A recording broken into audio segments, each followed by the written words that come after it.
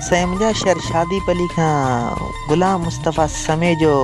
अपने अंदर रा एहसास मोकले तो कुछ अड़े नमूने से ते निगारो कैसा तकरार थे गयो हतो एक मानू जिके से प्यार थे गयो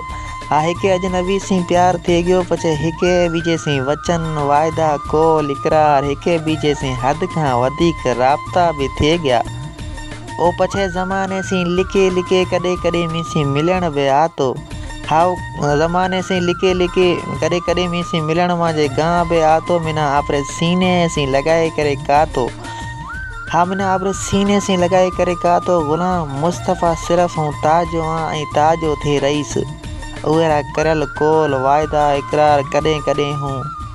अंधारी रात में बेसे सितारा सामो जोए करे सोचा तो आपरे आप ना सवाल करा तो कि गुलाम मुस्तफ़ा की औकात तो सच का तो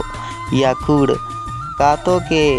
गुलाम मुस्तफ़ा हूँ ताजो हाँ ताजो थे रईस ए वायदा हुआ वचन कूड़ा था कि सच्चा था कि बेहतर अल्लाह जाने तो आर आप जाने तो पर मी तो उहे ना सची दिल से चायो हतो पछे वक्त बदलियो निटी उम्र में बे घर रे ज़मींदारी सिर ते सवार थे गई पछे हूँ बे कराची आउण लगो यार पछे वक्त री खबर को पई डी हफ्ता महीना साला में की तब्दील थे गया को खबर को पई असांजो राब्तो भी पछे घट थी तो हाँ पछे मांजो राब्तो भी घट थी तो गयो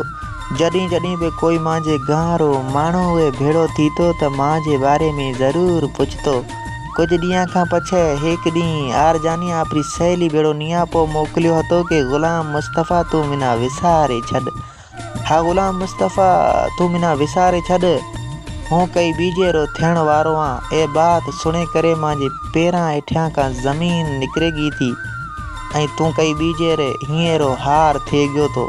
बस यार कुछ ॾींहं खां पछे ताजे अंगण ते खुशियां रा ढोल बे वजण लगा था अज बे जॾहिं हूँ शाम रे टाइम बेसे सोचा तो ते माण्हू बेसबब मोहब्बत में की बेवफ़ाई करे जाइन था।